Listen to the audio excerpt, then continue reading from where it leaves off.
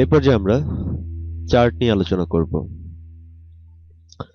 কোনো হিসাবকে বিশ্লেষণ করা, তুলনামূলক ফলাফল কিংবা সহজে উপস্থাপন করার ক্ষেত্রে চার্ট অনেক চমৎকার একটি বিষয়। আমরা খুব সহজেই চার্ট তৈরির মাধ্যমে একটি হিসেবকে অত্যন্ত সহজভাবে উপস্থাপন করতে পারি। আমরা এখানে যে চার্টটি দেখতে পাচ্ছি, আমরা খুব সহজেই বুঝতে পারছি জানুয়ারি, ফেব্রুয়ারি, মার্চ, এপ্রিল। আমরা এখান থেকে একটি চার্ট তৈরি করেছিলাম। জানুয়ারির টোটাল অ্যাডমিশন, ফান্ডামেন্টাল এবং গ্রাফিক্সে কতজন স্টুডেন্ট অ্যাডমিশন হয়েছিল আমরা এখানে খুব সহজেই দেখতে পাচ্ছি। সবচেয়ে জানুয়ারি মাসের টোটাল অ্যাডমিশন সবচেয়ে জানুয়ারি মাসে বেশি ছিল, এবং তারপরেই এপ্রিল, এবং তারপর মার্চ, তারপর ফেব্রুয়ারি। আমরা খুব সহজে চার্টের মাধ্যমে একটি হিসাবের সারাংশ কিংবা তুলনামূলক একটি ফলাফল দেখে নিতে পারি। তারপরে আমরা দেখতে পাচ্ছি গ্রাফিক্স। এই অংশটুকুকে লিজেন্ড বলা হয়। লিজেন্ডে চার্টের কোন অংশকে প্রত্যেকটি অংশকে বিভিন্ন কালারে প্রদর্শিত হচ্ছে। এখানে গ্রাফিক্সের যে কালার, আমরা গ্রাফিক্সের কালারের সঙ্গে চার্টের কালার মিলালেই আমরা বুঝতে পারবো যে কোনটা গ্রাফিক্স।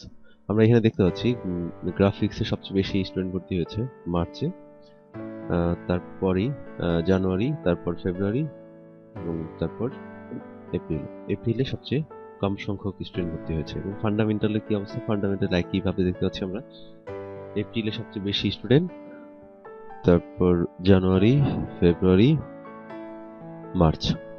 সবচেয়ে কম সংখ্যক স্টুডেন্ট ভর্তি হয়েছে মার্চে।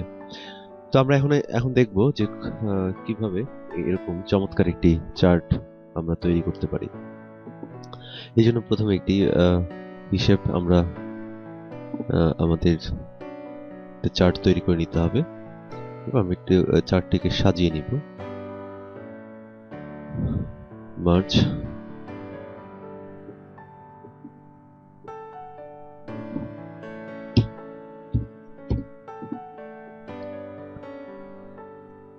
বোল্ড, সাইজ একটু বড় করে দিই।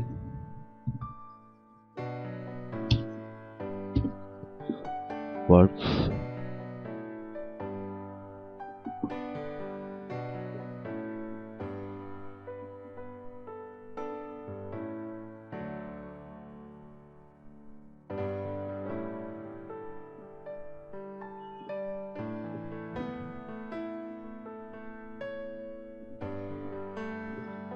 এবার আমরা লিখব মান্থ,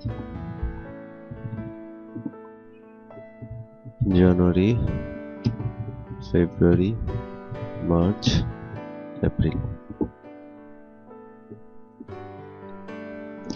এবার আমরা একটি চার্ট তৈরি করব। এই জন্য আমরা প্রথমে ডাটাগুলো সিলেক্ট করে নিব। এবার ইনসার্ট, আমরা চার্ট ইনসার্ট ট্যাব থেকে চার্ট গ্রুপের ডায়লগ বক্স লঞ্চারে ক্লিক করব।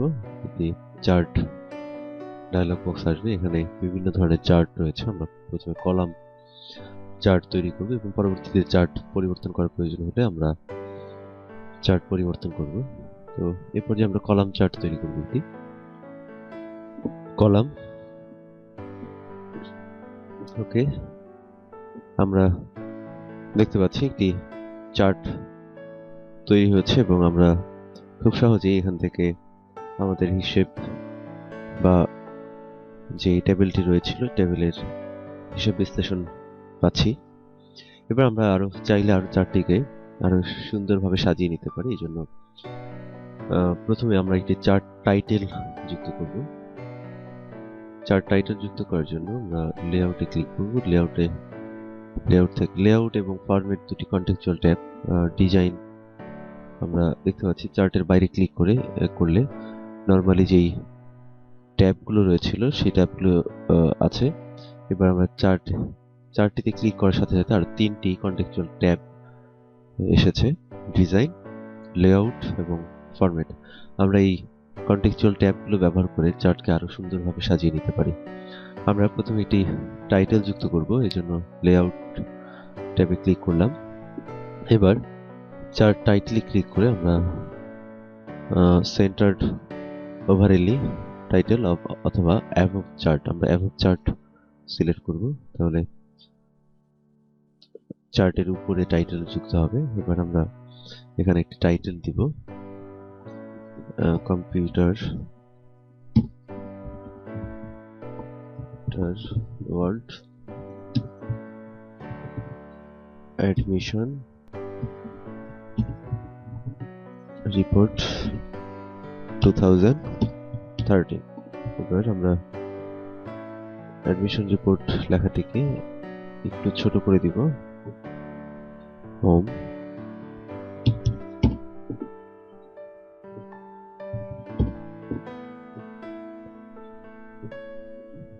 এবার আমরা এক্সিস টাইটেল যুক্ত করব। এক্সিস টাইটেল অর্থ হচ্ছে আমরা যেমন দেখতে পাচ্ছি জানুয়ারি থেকে এপ্রিল এই অংশটুকু, যে এই অংশটুকুকে আমরা একটা টাইটেল যুক্ত করতে পারি, মান্থ, এবং এই ডান পাশে যে অংশটুকু রয়েছে এই অংশটুকুকে আমরা একটা টাইটেল যুক্ত করতে পারি অ্যাডমিশন লেভেল বা শুধু অ্যাডমিশন দিয়ে আমরা একটি টাইটেল যুক্ত করতে পারি। আমরা প্রথমেই এক্সিস হরিজন্টাল এক্সিস টাইটেল দিব, টাইটেল বিলো এক্সিস আমরা এখানে লিখে দিব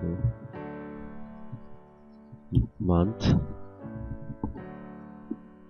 এবং ডান পাশে আমরা দিব অ্যাডমিশন।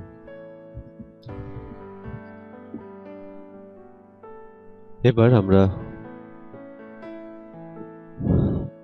লিজেন্ড রয়েছে, আমরা লিজেন্ড দেখতে পাচ্ছি ডান পাশে রয়েছে। লিজেন্ডকে আমরা বিভিন্ন ভাবে সাজিয়ে নিতে পারি। শো এখন রয়েছে শো লিজেন্ড অ্যাট রাইট, এই জন্য ডান পাশে রয়েছে।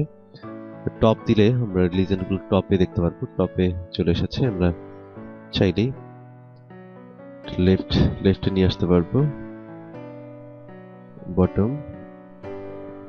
এভাবে আমরা বিভিন্ন জায়গায় লিজেন্ডকে মুভ করতে পারবো, লিজেন্ডকে ডান পাশে রাখবো। এবার আমরা যোগ করব ডাটা লেভেল। ডাটা লেভেল যুক্ত করার পর আমরা চার্টকে আরো সহজভাবে বুঝতে পারবো। যেমন আমরা ইনসাইট ইন্ট দিলে আমরা দেখতে পাচ্ছি যে প্রত্যেকটি বারের উপরে ডাটা লেভেল যুক্ত হয়েছে।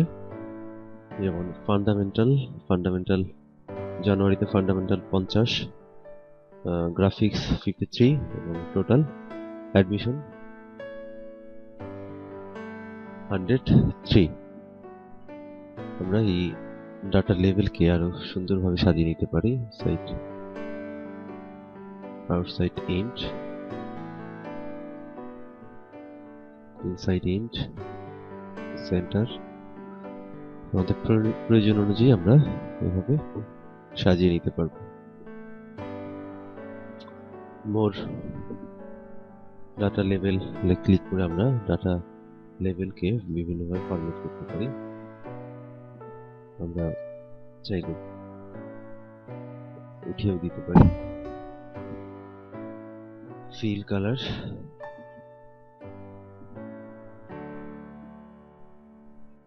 আমরা ফিল কালার করে দিতে পারি।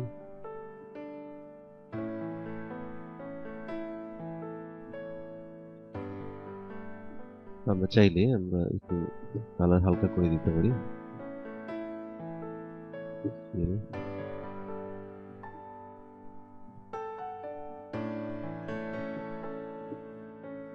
আবার আমরা নো ফিল করে দিলে ফিল চলে যাবে,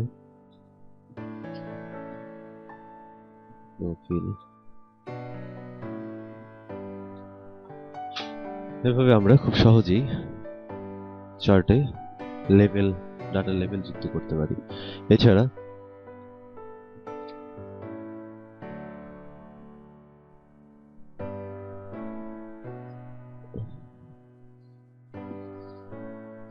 আমরা চার্টে গ্রিড লাইন যুক্ত করতে পারি। গ্রিড লাইন যুক্ত করার জন্য আমরা প্রথমে লেআউট ট্যাব থেকে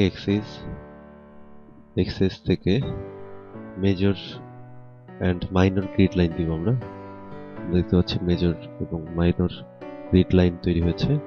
এবার আমরা দিব ভার্টিক্যাল গ্রিড লাইন। আমরা দেখতে পাচ্ছি যে চার্টের ভেতরে গ্রিড লাইন তৈরি হয়েছে। আমরা মেজর গ্রিড লাইন দিই শুধু।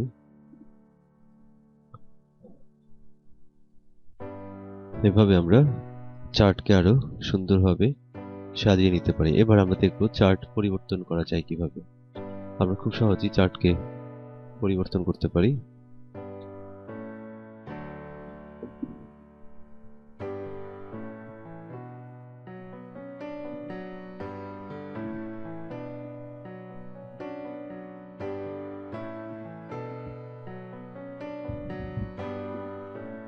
ডিজাইন ট্যাব থেকে আমরা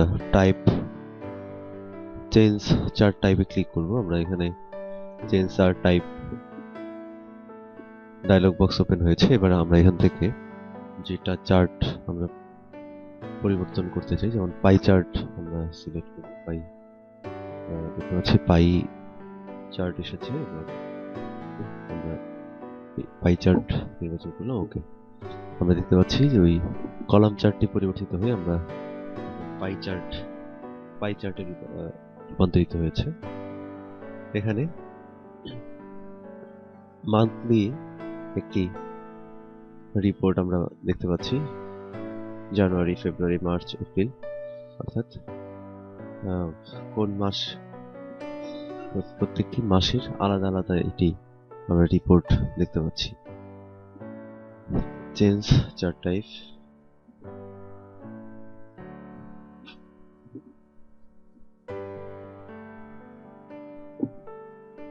এভাবে আমরা চার্টকে বিভিন্নভাবে পরিবর্তন করতে পারি।